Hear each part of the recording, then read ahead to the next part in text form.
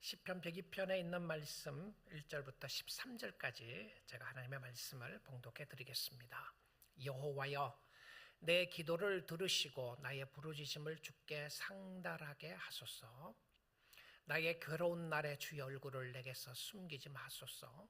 주의 귀를 내게 기울이사 내가 부르짖는 날에 속히 내게 응답하소서. 내 날이 연기같이 소멸되며 내 뼈가 숯같이 탔음이니이다. 내가 음식 먹기도 잊었으므로 내 마음이 풀같이 시들고 말라버렸사오며 나의 탄식 소리로 말미암아 나의 살이 뼈에 붙었나이다. 나는 광야의 올빼미 같고 황폐한 곳에 부엉이 같이 되었사오며 내가 밤을 새우니 지붕 위에 외로운 참새 같으니이다. 내 원수들이 종일 나를 비방하며 내게 대항하여 미칠 듯이 날뛰는 자들이 나를 가리켜 맹세하나이다. 나는 죄를 양식같이 먹으며 나는 눈물 섞인 물을 마셨나이다.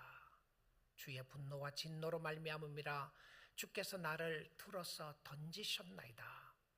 내 날이 기울어지는 그림자 같고 내가 풀에 시들어짐 같으니이다.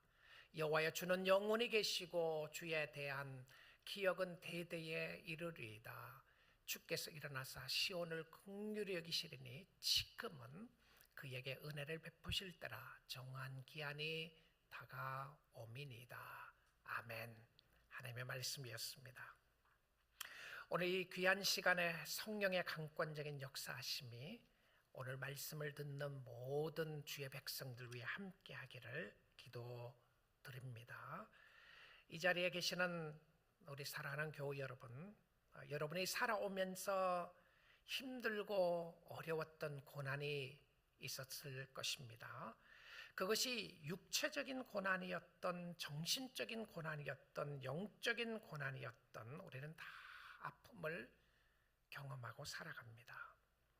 아파보지 않는 사람 아무도 없을 겁니다. 그렇죠? 아파보면 내가 그때 아픔 때문에 죽을 줄 알았다, 죽을 뻔했다는 생각을 하게 될 거예요.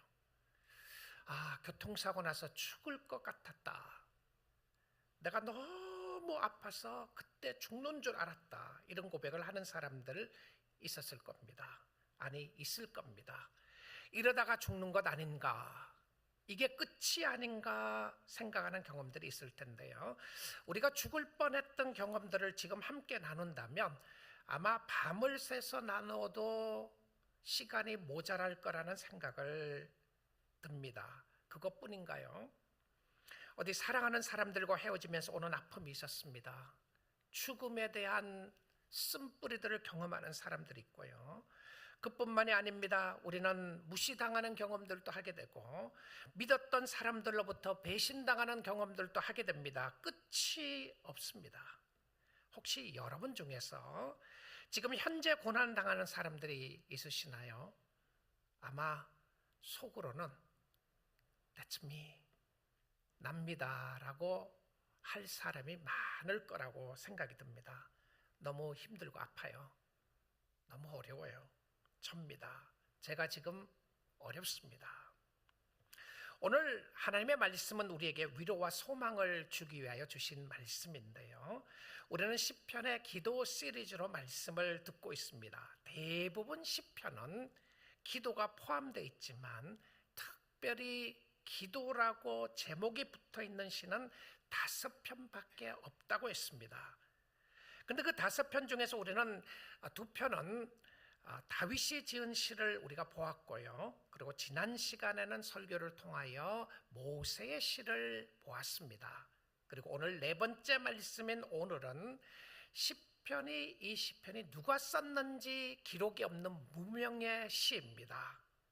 누가 썼는지는 기록은 없지만 그러나 이 시편의 저자가 어떤 배경 가운데 이 시를 썼는지에 대한 부분은 성경에 기록이 되어 있습니다. 그래서 먼저 제목으로 나온 모습을 한번 살펴보면, 여러분 성경 가지고 계시면 이 시편 위를 한번 보십시오. 위에 보시면 제목이 붙어 있는데요, 그 제목 속에 보시면 말씀이 이렇게 되어 있습니다. 고난당한 자가 마음이 상하여 그의 근심을 여호와 앞에 토로하는 기도 이렇게 붙어 있죠. 자, 이 말씀이 성경에 붙어 있는 말씀이에요. 고난을 당하니까 마음이 너무 아팠어요. 고난은 마음에 상처를 입히게 합니다.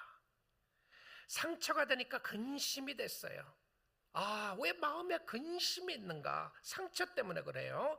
근심이 있으니까 어디로 향합니까? 이 시인은 하나님께로 향합니다.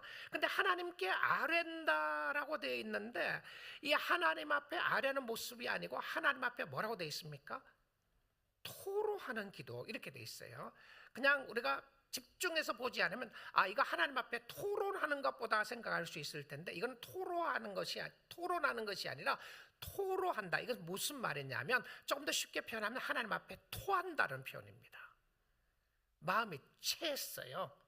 음식을 먹다가 체해갖고 토하는 모습처럼 나와 있는데 영적으로 하나님 앞에 너무너무 힘들고 어려워서 토해내는 거예요. 토해냅니다. 고난으로 인하여 가슴이 꽉 막혔어요.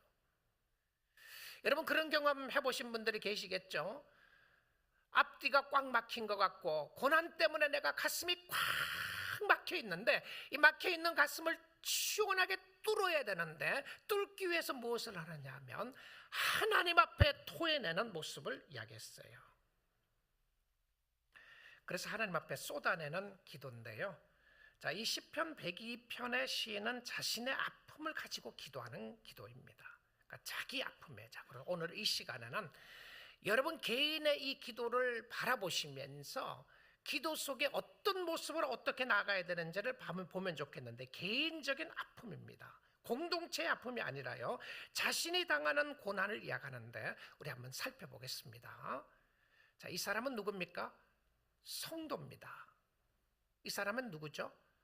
아마 이 시를 쓴 사람은 교회 지도자였을 겁니다. 그 당시에 성전에서 중요한 역할을 했던 사람이었을 것이고요. 이 사람은 똑똑한 사람입니다. 이 사람은 시를 잘 쓰는 사람이고 이 사람은 유명한 사람이었어요. 어떻게 알 수 있죠? 그렇지 않고서는 성경에 기록됐을 리가 없을 것이라기 때문에 그렇습니다. 그러니까 그 시대에 이 성경을 기록하면서 구약 성경에 이 시를 넣었던 것은 시편에 이 시가 너무너무 중요했기 때문에 넣었을 거라고 생각을 합니다. 그러면 이 시를 실질적으로 쓴 사람이 다윗이었는지 아삽이었는지 아니면 그 당시에 여러 사람들 중에 한 사람이었는지 알 수 없습니다. 그런데 의도적으로 이 시에 대해서는 누가 썼는지를 숨깁니다.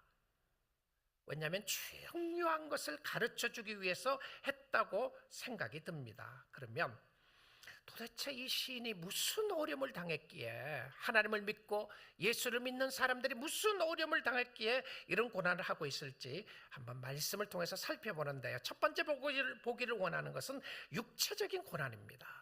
육체적인 고난. 여러분 육체적인 고난도 큰 고난이죠. 아픈 거예요. 자, 예수를 잘 믿는 사람들도 아플 수 있습니다. 예수를 잘못 믿어서 뭔가 잘못해서 아픈 것이 아니라 하나님을 잘 믿는 사람도 아플 수가 있는데 이 아픈 모습의 고난의 표현을 3절에서 이렇게 이야기합니다. 3절 보시면 내 날이 연기같이 소멸되며 내 뼈가 숯같이 탔음이니이다.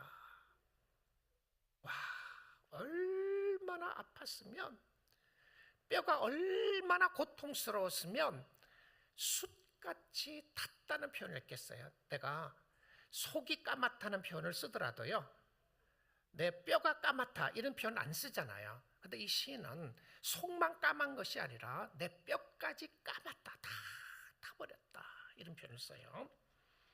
공동번역에서는 이 번역을 보니까 이렇게 번역했습니다. 나의 세월은 연기같이 사라졌다. 내가 40년, 50년, 60년, 70년, 80년 살았던 게 연기같이 그냥 지나가 버렸어요.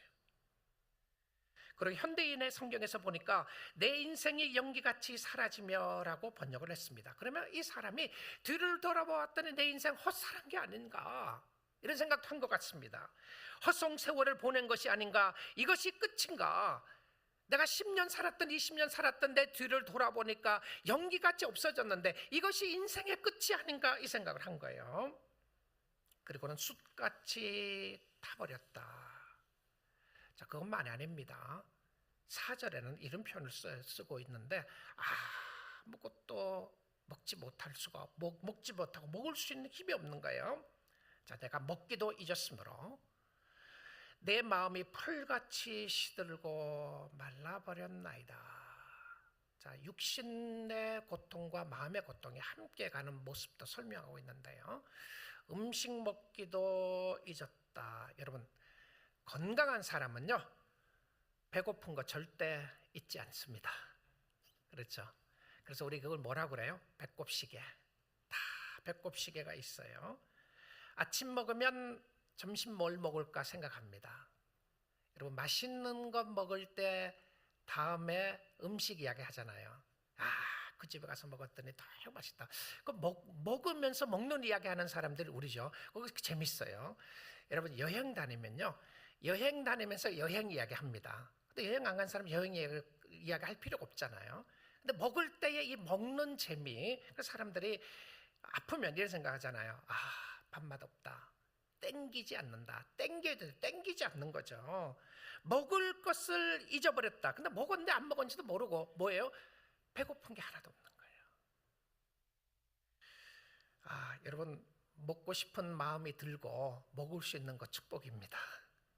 맛있는 거 있을 때 많이 드십시오. 좋은 거예요.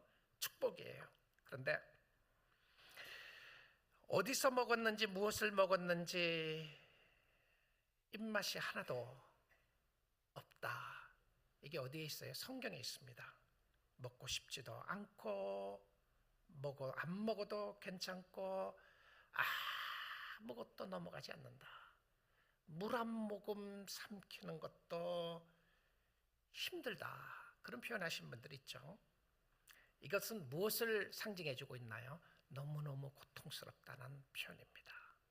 너무너무 고통스러운 거죠. 자, 근데 이런 고통 속에서 그 주위에 있는 원수들은 이렇게 이야기를 합니다. 8절에 보니까요. 내 원수들이 종일 나를 비방하며 내게 대항하여 미칠 듯이 날뛰는 자들이 나를 가리켜 맹세하다. 무슨 말이에요? 쟤는 죽어야 마땅한 사람이다. 저 사람은 벌을 받아서 그런 거야. 원수들이 비방하기 시작합니다. 그거 봐라. 밥도 못 먹고 물도 못 삼키는 거는 저게 저주받아서 그런 거야. 원수들의 내 자신이 고통스럽고 내 자신이 아픈 것도 너무 아파서 죽겠는데 주위에 사람들이 와서 나에게 찾아와서 한다는 소리는 비난하는 소리만 하는 거예요. 살고 싶지 않는 겁니다. 육체적인 고통인데요. 자, 거기서 끝나지 않고 마음적인 고통도 있었어요. 우리는 사실 육체적인 고통과 마음적인 고통을 분리하기가 쉽지 않아요. 내가 육신적으로 너무 아프면 그것이 마음적으로도 오게 되고요. 마음이 아플 때 육신적으로도 오게 되는데 조금 구분을 한다면 마음이 너무 힘들고 어려우니까 육체적으로도 아파지고요. 육신이 너무 오랫동안 아프고 힘드니까 마음이 알아져요. 앓는 것을 보게 됩니다. 그래서 현대인들에게 가장 많은 병의 근원을 어디서 찾습니까? 웬만하면 가면 여러분 이해한 것처럼 스트레스다. 저도 아플 때 병원에 가니까 목사님 스트레스 받지 마세요. 이거 다 누구나 모르는 이야기인가요? 스트레스 받지 마세요. 제가 한참 아팠을 때는 그분은 미국 닥터가 저한테 그러더라고요. What is your occupation? I'm a pastor. 그랬더니 뭐라 그랬냐면 목사 그만둘 수 없느냐요. 저보고 병 고치고 싶으냐고. 목사 그만둘 수 없느냐. 그래서 내가 그 다음부터 그 의사 만나러 안 갔습니다. 전문의 만나러 안 갔어요. 누구나 할 수 있는 이야기죠. 스트레스 받지 마십시오. 왜 그렇게 괴로워하나요? 근데 잘 안 되잖아요.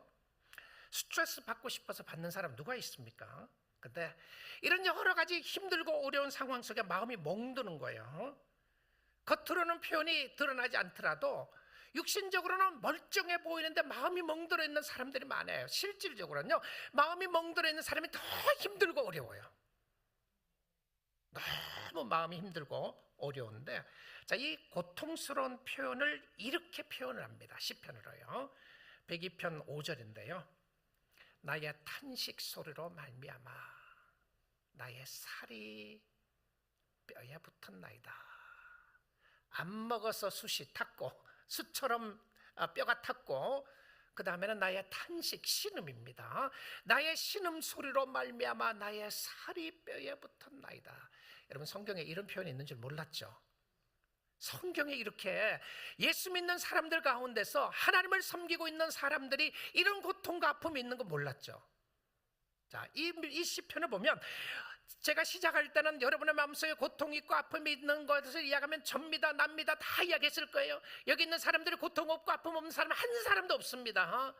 근데 이 시편을 보니까 아니, 이렇게 아픈 사람이 있는가, 이렇게 아픈 사람이 있는가 생각이 들지 않아요? 고난으로 인하여 탄식을 하는데 그러다가 보니까 뼈만 남은 거예요. 먹지 못하고 뼈만 남고 정신적인 고통과 육체적인 고통이 함께 오는데요, 그뿐만이 아닙니다. 그가 느끼고 있었던 깊은 감정적인 모습이 하나가 나타나는데요, 그게 뭔지 아세요? 외로움입니다. 외로움. 여러분, 사람에게요, 깊은 고독 속에 들어갔을 때 느끼는 외로움이 있어요. 가족들과 함께 있음에도 불구하고 나만 혼자라는 생각을 하는 경우들이 있고요, 교회에 가면서도 불구하고 아무도 나를 알아주지 못한다고 하는 깊은 외로움 속에 빠져 있는 사람들이 있어요.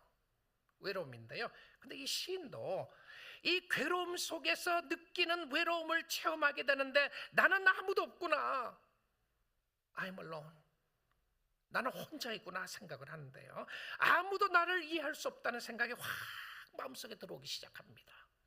6절 7절인데요 자, 그래서 자기 표현을 이렇게 합니다. 나는 광야의 올빼미 같고, 광야입니다. 황폐한 곳에 부엉이 같이 되어 싸우며, 자, 광야와 황폐한 곳이에요. 그러니까 자기의 상황을 표현하면서 나는 광야 속에 있는, 광야에 있는 새를 이야기합니다.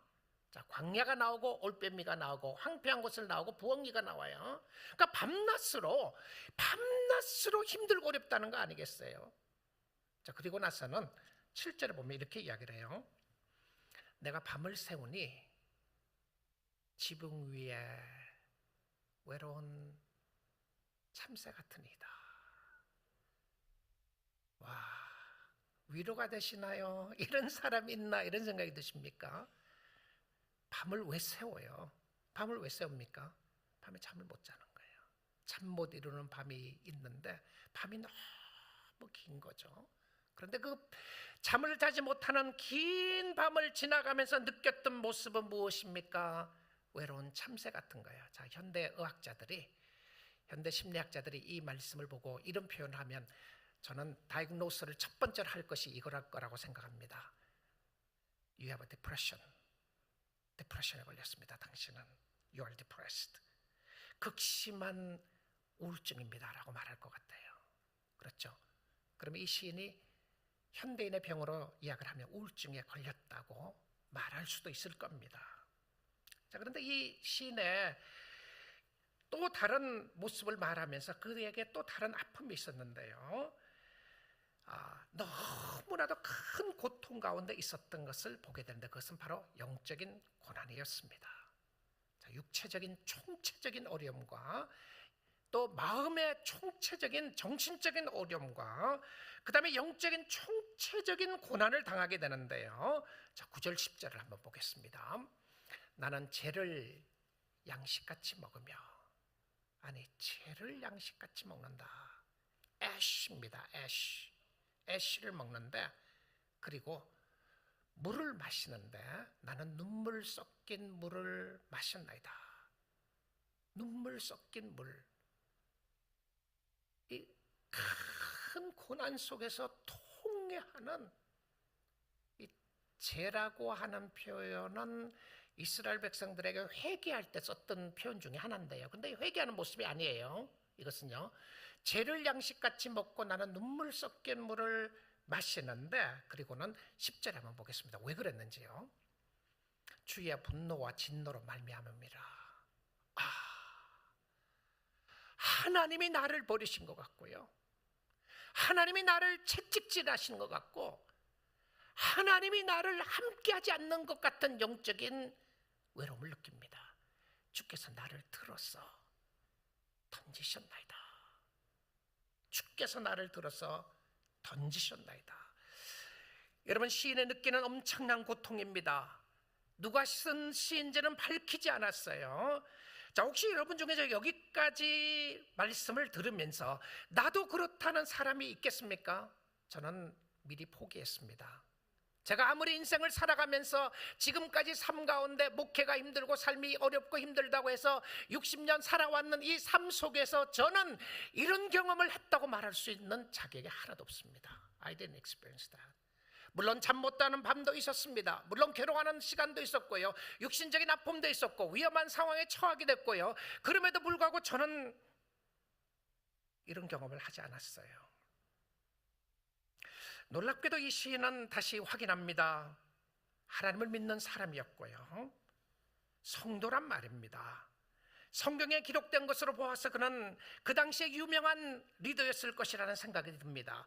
성전에서 하나님을 섬기는 제사장이었거나 높은 지위에 있는 사람이었을 거라는 생각이 듭니다.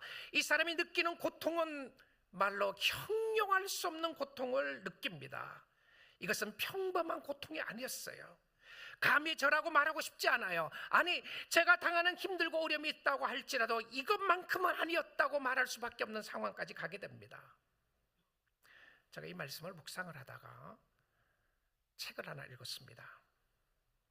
Christ Center Exposition, 부제로 나오는 게 Exalting Jesus in Psalms라고 하는 책인데요, 예수 그리스도를 높이는 해석, 예수 중심의 해석으로 나오면서 예수님을 높이는 시편이라고 하는 책에서, 물론 이 책은 한국말로 번역된지 안 된지 모르지만 아마 안 된 것 같은데요, 이 책은 세 분의 목회자들이 공동 저자로 나오는 저자입니다. 그러니까 이 공동으로 지어서 책을 출판한 책인데요, 이 시편 120편에서 제가 이분들의 책을 읽다가 이런 이야기를 하는 거예요. 이 시편에 102편의 시에서 죄라는 단어가 한 번도 나오지 않는다.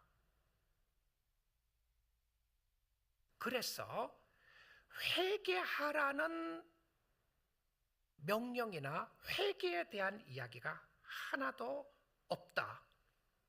그리고 자신의 죄를 고백하거나 이 시를 읽고 있는 사람들에게조차도 죄를 회개하라는 말이 한마디도 없다. 깜짝 놀랐어요. 그리고는 이야기합니다. 그럼 이 시는 성도가 당하는 시다. 죄 때문에 당하는 고난이 아니라 이 땅을 살아가면서 예수를 믿는데 예수 믿는 사람들의 고난을 말한다. 예수를 믿어도 고난이 있다. 그리고는 이 뒷부분을 이야기하면서 가슴이 확 부딪혀왔던 말씀이었습니다. 이 고난의 총체적인 고난은 예수 그리스도의 고난을 예표한 것이었다. 무슨 말씀인지 아시겠습니까? 이 총체적인 고난은, 내가 당하는 고난을 이 땅에 살아가면서 내가 아무리 예수를 믿고 주님을 섬기면서 따라간다고 할지라도 나는 죄 때문에 당하는 고난이 있단 말입니다. 예수 믿는 사람인 저도. 그런데 이 고난의 모습 속에서 나오는 총체적인 모습은 나 때문에 고난당하신 예수 그리스도를 보여주는 시라고 하는 것이었습니다. 그래서 이것을 이야기하면서 이유 없는 고난, 설명하지 않고 설명할 수 없는 고난이다, 이렇게 이야기했어요. 그 표현을 영어로서는 이 표현을 썼습니다. Unexplained suffering. Unexplained suffering 이야기하면서 This is not meaningless suffering but unexplained suffering, 이렇게 이야기했어요. 설명하지 않는 고난이다라고 했다는 것이죠. 자, 이런 고난 속에서 하나님의 선하시고 하나님의 좋으심을 맛보아야 했는데요, 예수 그리스도는 하나님이셨습니다. 예수 그리스도에게는 죄가 하나도 없으셨습니다. 그가 나를 대신하여, 여러분을 대신하여 죄가 되셨습니다. 그리고 여러분을 위하여 십자가에 못 박혀 돌아가시기 위하여 이 땅에 오신 분이셨습니다. 예수님은 한 번도 하나님 앞에 불순종한 적이 없었습니다. 자신의 죄를 위하여 회개한 적도 예수님은 없었습니다. 예수님의 기도 속 회개 기도가 한 번도 나오지 않는 것은 저들의 죄를 용서해 주옵소서라고 했지만 자신의 죄를 가지고는 회개한 적이 없었어요. 그럼에도 불구하고 그는 고난을 당하고 총체적인 고난을 당했는데 육신적인 아픔과 영적인 아픔과 또한 마음의 아픔까지 다 짊어지시면서 예수님이 십자가에 못 박혀 돌아가셨습니다. 예수님은 자신의 죄 때문에 고난을 당하신 것이 아니라 바로 저와 여러분의 죄를 대신하여 십자가에 죽으시면서 말씀하셨습니다. 엘리 엘리 라마 사박다니, 나의 하나님 나의 하나님 어찌하여 나를 버리시나이까. 죄를 지고 가는 하나님의 아들 예수를 하나님은 볼 수가 없었습니다. 그의 삶 속에 전적으로 총체적인 인류의 모든 죄를 지고 가는 하나님의 아들 예수를 보면서 하나님의 진노가 예수께 쏟아지기 시작합니다. 하나님의 모든 진노를, 내가 담당해야 될 모든 진노를 하나님은 나에게 있는 진노를 다 빼가시고 그 진노를 예수께 담당하시고 예수님의 모든 하나님의 진노를 다 지시고 십자가에 못 박혀 돌아가셨습니다. 하나님으로부터 버림받는 경험을 하게 되셨어요. 하나님의 진노를 다 받으시고 하나님의 모든 진노는 그의 아들 예수께 다 쏟았습니다.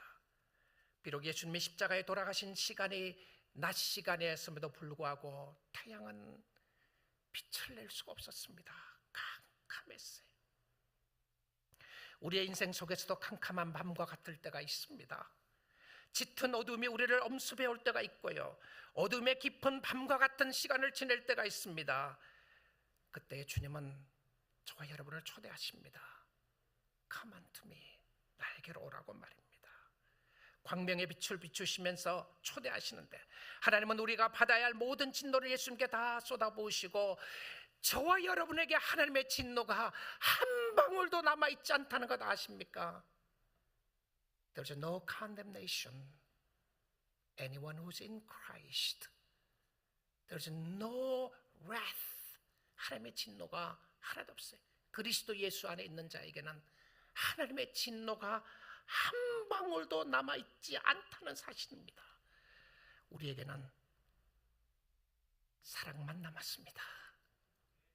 우리에게는 하나님의 사랑만 남아있어요. 하나님의 헤세드만 남아있습니다. 비록 우리가 죄를 짓고 잘못을 했어도 하나님은 용서하시기를 기뻐하시는 것은 하나님의 진노가 예수 믿는 사람들에게 하나도 없어요. 그래서 하나님은 여러분에게 진노하지 않아요. 징계의 채찍은 있을지 몰라도 진노는 없습니다. 영원토록요. 지금이 없는 것뿐만이 아니라 죽고 난 이후에도 예수 믿는 사람들에게 진노가 하나도 없어요. 이런 사랑, 이런 은혜 어디에 있습니까? 이런 사랑, 이런 은혜 세상에서 어디서 찾으시겠습니까? 여러분, 예수 잘 믿으셔야 합니다. 예수님께 감사해야 돼요. 여러분이 느끼고 있는 고통과 아픔은 예수님의 고난과 고통에 비하면 극히 작은 것밖에 안 됩니다. 물론 아픕니다. 물론 고통스럽습니다. 그때 여러분이 하나님 앞으로 나아가서 하나님, 나를 위하여 고난당하신 주님을 내가 바라보기를 원합니다. 주님을 의지하기 원합니다. 주님은 절대 성도들을 버리지 않습니다. 하나님이 여호수아에게 약속했던 언약의 약속을 저와 여러분에게도 해주십니다. 오늘 이 아침 시간에 여러분에게 말입니다. 여호수아 1장 5절 6절입니다. 내 평생에 너를 능히 대적할 자가 없으리니 믿으십시오. 믿으세요. 여러분, 결코 하나님을 믿는 여러분에게 사단이 이기지 못합니다. 세상의 힘이 여러분을 꺾지 못해요. 너를 능히 대적할 자가 없으니 내가 모세와 함께 했던 것 같이 너와 함께 있을 것입니다. 이유가 뭡니까? 내가 너와 함께 하기 때문에 다른 어떤 세력도 대적할 자가 없는 거예요. 내가 너를 떠나지 아니하며 버리지 아니하리니 6절입니다. 강하고 담대하라. 너는 내가 그들의 조상에게 맹세해 그들에게 주리란 땅을 이 백성에게 차지하게 하리라. 우리 영적인 가나안입니다. 강하고 담대하라. 자, 이 시의 마지막 터닝 포인트가 일어나는데요. 시는요, 특별히 성경의 시편에 보게 되면 특별히 이 시는 말씀드렸죠. 고난에 대한 이야기는 정말 표현할 수 없는 아픔과 고난을 이야기했지만 주의 회개에 대한 이야기나 죄는 하나도 없단 말입니다. 자, 그런데 이 시편에 여러분 그 무드를 보시면 이 내 배경의 상황을 보게 되면 1절부터 11절까지는 캄캄한 밤입니다. 캄캄한 밤이에요. 깊은 밤인데 어둠이 깔려있는 깊은 밤인데 그러다가 갑자기 시편이 대반전을 이루게 됩니다. 그러니까 suddenly 이 시편 속에서 갑자기 대반전을 이루면서 그 반전 속에 일어나는 것이 터닝 포인트의 중심에는 늘 하나님이 있어요. 그러니까 여러분의 인생 속에 터닝 포인트가 일어날 때는 반드시 하나님과의 관계 회복이 터닝 포인트로 일어나게 됩니다. 그전에 몰랐던 하나님을 내가 오늘 알게 된 것이고 그전에 의지하지 않고 신뢰하지 않았던 하나님을 오늘 신뢰하게 되는 역사가 일어나는데 그 터닝 포인트가 이 시편의 터닝 포인트는 바로 12절입니다. 자, 12절의 분위기를 한번 보십시오. 12절 보시면 여호와여 주는 영원히 계시고 주에 대한 기억은 대대에 이르리이다. 어떻습니까? 완전히 달라졌어요. 자기 아픔, 자기의 고난, 자기의 고통으로 꽉 차 있었는데 그러다가 갑자기 기도를 하면서 갑자기 자신이 아니라 자신의 현 상태를 하나님 앞에 고백했습니다. 근데 자신이 아니에요. 더 중요한 건 내 아픔, 내 고통, 내가 아니라는 말입니다. 나는 아프고 고통스럽고 힘들고 어려우면 늘 내가 전부입니다. 내 중심이 돼요. 여러분 아픈 사람은요 굉장히 극히 자기 중심이 됩니다. 모든 게요. 내가 아픈데 왜 교회는 나를 안 돌보느냐. 교회까지도 블레임해요. 내가 아픈데 남편은 뭐 하고 있냐, 아내는 뭐 하고 있냐, 자녀들은 뭐 하고 있느냐. 교회가 사랑이라고 그러더니 우리 뭐 헤세드 리더는 왜 전화 한 통 없느냐. 전부 다 이 아프면요 자기 중심이 돼요. 자, 그런데 이 시편의 터닝 포인트가 이 중요한 히브리어에서 원어 성경에 나오는 중요한 단어가 하나가 빠져 있는데요. 그 단어의 히브리어 시작이 12절 시작이 but이라고 하는 단어입니다. but 야훼 이렇게 시작해요. but 야훼 그러나 여호와여. 자, 이게 첫 단어입니다. 히브리 성경이나 헬라어 성경에서 이 구조적으로 나가다 그랬죠. 제가요 성경에 강조하고 싶을 때에 단어들을 반복한다거나 아니면 이 터닝 포인트로 나갈 때 모습들을 이야기하고요. 그 다음에 단어 배열을 제일 앞에 둘 때가 있습니다. 앞쪽으로요. 그래서 여호와여. 지금까지 그의 고통과 아픔을 이야기를 하다가 강력하게 But Lord, but Yahweh. 그러나 여호와여. 이 기도를 하는 순간에 이 시인은 고통의 문제가 해결됐나요? 아니에요. 아닙니다. 아픔이 없는 것이 아니고 고난이 없는 것이 아니고 힘든 것이 없는 것이 아닌데 그러나 전적으로 하나님께로 향합니다. 여러분 이해할 수 없고 알 수 없는 고난 속에서도 그러나 여호와여. 그러나 여호와여. 성도의 모습 속에 자신은 죽은 것 같고요. 자신이 죽는다고 할지라도 뭡니까? 여호와여 당신은 영원히 살아계십니다. 할렐루야. It's not about you. It's about God. It's not about me. It's about God.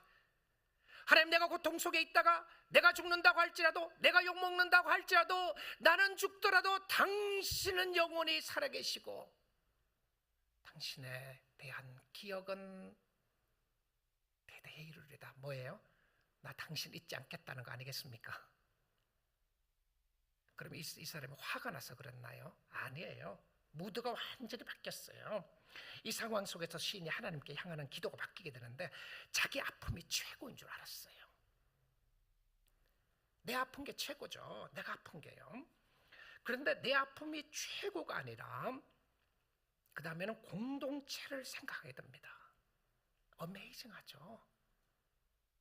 자, 아픔 속에 내가 최고라고 생각하고 나의 고난과 나의 아픔은 아무도 이해할 수 없어. 그러기에 내가 최고야. 다 모든 사람이 나를 중심으로 해서 움직여야 돼 생각했던 거였어. 그러나 주님은 주를 찾는 순간에요, 관점이 확 바뀌면서, 이 진짜 놀라운 고백입니다. 무엇을 위해서 기도하는지 아세요? 관점이 바뀌면서. 자, 13절 보겠습니다. 주께서 일어나서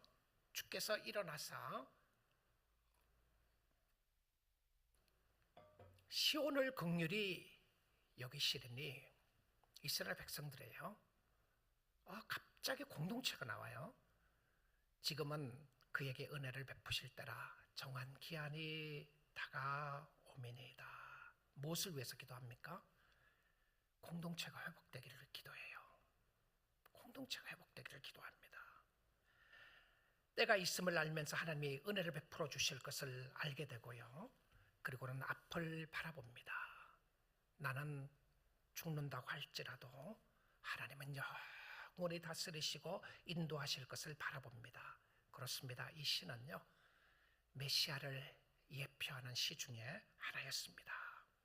메시아가 당한 고난을 미리 맛본 것입니다. 이런 고난으로 인하여 죽지 않아요. 캄캄한 세상의 밝은 빛이 비춰질 것을 그는 알았습니다. 주님을 찬양하는 모습을 바라보고 이런 고백으로 이 시가 끝나게 되는데요, 이 시편 102편 25절부터 27절 말씀을 한번 보겠습니다. 주께서 옛적에 땅에 기초를 놓으셨사오며, 주님 에쩌바지요, 주님이십니다. 하늘도 주의 손으로 지으신 바니이다. 26절입니다. 천지는 없어지려니와 주는 영원히 계시고 영존하시겠고, 천지가 없어도 주님이 영원하십니다. 그것들은 다 옷같이 낡아지니, 그것들이 뭡니까? 천지입니다. 이 땅의 것도 다 낡아집니다. 의복같이 바꾸시려면 옷 바꿔 입듯이 바꾸려면 쉽게 바꿀 수 있는 거예요. 사랑하는 성도 여러분, 여러분의 인생이, 우리의 인생이 끝이 아닙니다. 여기가 끝이 아니에요. 하나님은 영원히 살아계시고, 하나님은 영원히 다스리시고, 하나님의 백성이 되어야 하나님의 다스림 안에 거할 수가 있게 됩니다. 주님 안으로 들어오셔야 합니다. 여러분을 괴롭게 하고 여러분을 아프게 함으로 말미암아 여러분이 죽을 것 같다는 생각 속에서 주님 바라보십시오. 이렇게 외롭고 힘들고 어려울 수 있는가 하는 생각 속에서 주님 바라보십시오. 주님이 그 외로움, 그 괴로움 다 담당하셨어요. 담당하셨습니다. 27절입니다. 주는 한결같으시고, 하나님은 어제나 오늘이나 영원히 동일하시고, 주의 타이밍은 무궁하리이다. 할렐루야. 믿습니까? 주님입니다. 주님. 나의 고난보다 크신 하나님은, 그 하나님을 결국 하나님을 만나면 찬양하게 될 것입니다. 이해할 수 없는 어려움을 당하고 있습니까? 오늘 주를 의지하십시오. 오늘도 영원히 존재하시는 하나님을 찬양하십시오. 예수님 때문에 하나님이 우리를 사랑하시는데요, 여러분 찬양 중에서 이런 찬양이 있죠. 하나님 한 번도 나를 실망시킨 적 없으시고 라고 하는 찬양이 있습니다. 저는 이 찬양 한때는 좋아하지 않았습니다. 너무 좋아했다가 그 다음에 좋아하지 않았던 때가 있었는데요, 바로 1절 가사 때문에 그렇습니다. 하나님 한 번도 나를 실망시킨 적 없으시다고요? 말도 안 돼. 하나님은 나를 너무너무 많은 순간 실망시키셨어. 너무 많이 실망시켰다. 여러분 그런 생각 들지 않나요? 아, 하나님 당신에게 실망했어요. 당신에게 실망했습니다. 그래서 한때는 이 찬양 안 부르고 싶었어요. 아닌 것 같았어요. 그런데 그 다음 보면 이렇게 이야기를 합니다. 언제나 공평과 은혜로 나를 지키셨네. 그러니까 내가 실망한 거야. 하나님은 실망 안 시켰는데 내가 내 마음대로 기대를, 내 마음대로 잣대를 갖다 대고 내가 원하는 걸 하다가 안 돼갖고 내가 실망한 거예요. 그런데 하나님은 공평과 은혜로 나를 떠나지 않았습니다. 지나온 모든 세월들 돌아보니까 그 어느 것 하나 주의 손길 미치지 않는 것이 하나도 없었습니다. 오 신실하신 주, 오 신실하신 주, 주님은 나에게 약속했습니다. 너가 이 땅에서 성공하게 해주겠다고 약속하신 것이 아니라 주님은 약속하셨습니다. 내가 너를 떠나지 않으리라. 내가 너를 버리지도 않을 것이다. 약속하셨던 그 주님은 지금부터, 그때부터 지금까지, 지금부터 영원토록 그 약속을 지켜주시는 하나님인 줄 믿습니다. 사망의 음침한 골짜기가 없을 것이라고 약속한 적 없습니다. 사망의 음침한 골짜기를 다닌다고 할지라도 내가 너와 함께 하겠다고 약속하셨습니다. 우리 사랑하는 성도 여러분, 오늘 너무 힘드시나요? 고난이 너무 크십니까? 잠 못 이루는 밤을 지새십니까? 반드시 하나님이 찬양으로 바꿔주실 것입니다. 믿음으로 하나님을 바라보십시오. 너무나도 외롭고 너무나도 괴롭습니까? 기도하십시오. 하나님이 떠나지 않았어요. 시인은 하나님을 찾고 하나님 앞에 자기의 마음을 토로해 놓았습니다. 사람들에게 여러분의 마음을 다 토해내지 마시고 하나님 앞에 여러분의 마음을 다 토해내시기를 바랍니다. 여러분에게 필요한 것은 예수님의 답이고 하나님의 답입니다. 예수님이 여러분의 모든 형벌을 두고 지시고 십자가에 못 박혀 돌아가시기 때문에 그렇습니다. 예수님의 고통 때문에 우리는 평안을 누리게 되었습니다. 예수님이 죽으심으로 말미암아 우리는 영생을 얻게 되었습니다. 예수님이 우리의 친구가 되어 주심으로 말미암아 우리는 외롭지 않습니다. 예수님 사랑한다고 고백하십시오. 예수님을 떠나지 말고 예수님과 동행하시고 예수를 잘 믿으십시오. 그러면 여러분에게는 하나님의 진노가 없고 하나님의 사랑만 남아 있을 것입니다. 오늘 주님 사랑하시면서 주께로 나아가는 주의 백성들 다 될 수 있기를 주님의 이름으로 축복드립니다. 아멘. 기도하겠습니다. 자, 우리 시간 너무 귀한 말씀이죠. 귀한 말씀 하나님이 여러분에게 선물로 오늘 주셨어요. 이렇게 어려움을 당하고 있을 때 주님이 다 이걸 다 당하시면서 I know you, I know you, I know what you are going through. 내가 너 고통 안다. 너 힘든 건 내가 다 알고 있다. Come unto me. 사랑하는 성도 여러분, 주께로 나가십시오.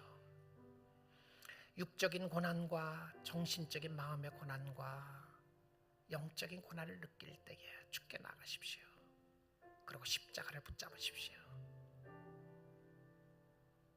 여러분의 입술로 주님을 고백하시고요, 여러분의 마음을 다해서 주님을 사랑한다고 고백하시며 주께 가십시오. 우리 시간 함께 같이 합심해서 마음을 다하여 주님 앞에 기도하겠습니다. 기도합니다. 하나님 감사합니다. 찬양합니다. 주여, 주님 감사합니다. 나는 나의 아픔이 최고인 줄 알고 고통 가운데 있었는데 주를 바라보게 도와주시고 주를 의지하게 도와주시고, 주여 성령의 역사하심으로 주님 의지하며 주를 바라보기 원합니다. 하나님 사랑합니다. 주님 사랑합니다. 주의 사랑으로 주님을 사랑하며 주께 나아갑니다. 성령님 도와주시고 역사하여 주옵소서. 주님, 주께 나아갑니다. 주님의 놀라우신 은혜 역사하심을 바라보며 나를 위하여 고난당하신, 대신 고난당하시고 대신 죽으신 주님을 인하여 하나님 그 사랑 그 은혜 감사하여 평생 동안 주님을 섬길 수 있기를 원합니다. 신실하신 주님을 찬양합니다. 신실하신 주님을 찬양합니다. 떠나지 않겠다고 약속하셨던 하나님을 찬양하며 주께 나갑니다. 주님 감사합니다. 주님 감사합니다. 찬양합니다. 감사합니다. 우리 다 일어나셨어요? 우리 하나님 앞에 결단의 찬양 드리도록 하겠습니다.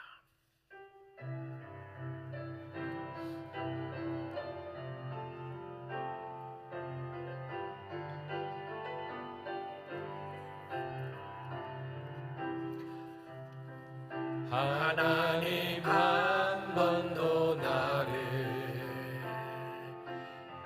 실망시킨 적 없으시고 언제나 공평과 은혜로 나를 지키셨네. 오 신실하신 주, 오 신실하신 주, 내 너를 떠나지도 않으리라. 내 너를 버리지도 않으리라. 약속하셨던 주님, 그 약속을 지키사 이후로도 영원토록 나를 지키시리라 확신하네.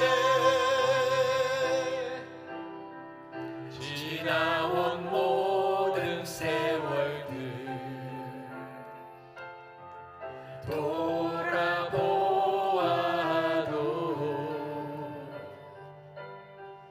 그 어느 것 하나 주의 손길 안 미친 것 전혀 신실하신 하나님을 없네. 찬양하겠습니다. 오 신실하신 주, 오 신실하신 주, 주님이 약속하십니다. 떠나지도 않으시겠다고.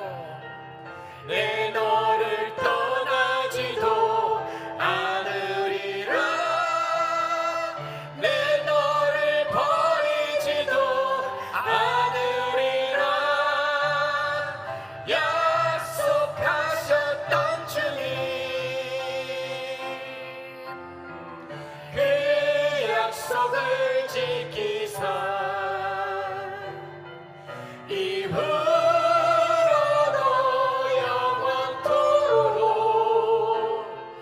나를 지키시리라 확신하네. 함께 손을 들고 무릎을 다시 합니다. 오 신실하신 주, 오 신실하신 주, 오 신실하신 주, 내 너를 떠나지도 않으리라. 내 너를 버리지도 않으리라. 약속하셨던 주님,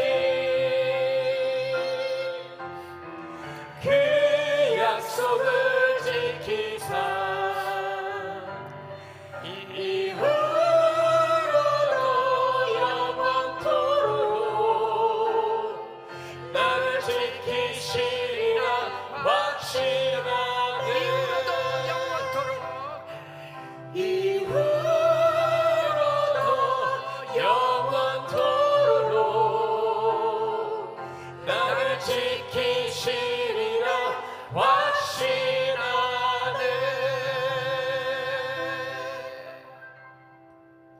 하나님 감사합니다. 찬양합니다. 나의 아픔과 고통을 다 아시고 I know your pain. I know your sufferings. 너의 고난과 고통을 다 안다고 말씀해 주셔서 감사합니다. 나는 내 아픔이 최고인 줄 알았는데 이 아픔은 그리스도의 아픔에 조금 동참하기 위한 것임을 알기에 주님 바라봅니다. 나는 죽을 수밖에 없고 죽어 있었던 나였는데 나를 살려주신 하나님께 감사드립니다. 우리 믿음의 공동체 이 예수 그리스도 잘 붙잡고 평생 동안 주님 사랑하며 섬기도록 도와주시되, 특별히 이 시간 고통과 고난 가운데 있는 성도들, 예수님의 위로를 기다리고 있는 성도들, 예수님 찾아가 주시고 예수님 그들의 마음을 열어주시고 예수님 그들을 위로해 주시고 예수님 그들을 치유해 주시기를 원합니다. 하나님, 그래서 우리 믿음의 공동체가 이 주님 잘 섬길 수 있도록 주여 축복하시고 하나님 앞에 나아가도록 역사하여 주옵소서. 이제는 우리 주 예수 그리스도의 크신 은혜와 우리 아버지 하나님의 지극하신 사랑하심과 늘 함께 하시고 동행하시는 성령님의 역사하심이 오늘 주의 말씀을 듣고 나를 대신하여 고난당하신 주님을 바라보며 감사하며 찬양하며 오늘도 다시 일어나 예수 바라보며 주를 섬기기 원하는 주의 귀한 백성들 위해 지금부터 영원토록 함께 계실지어다. 아멘.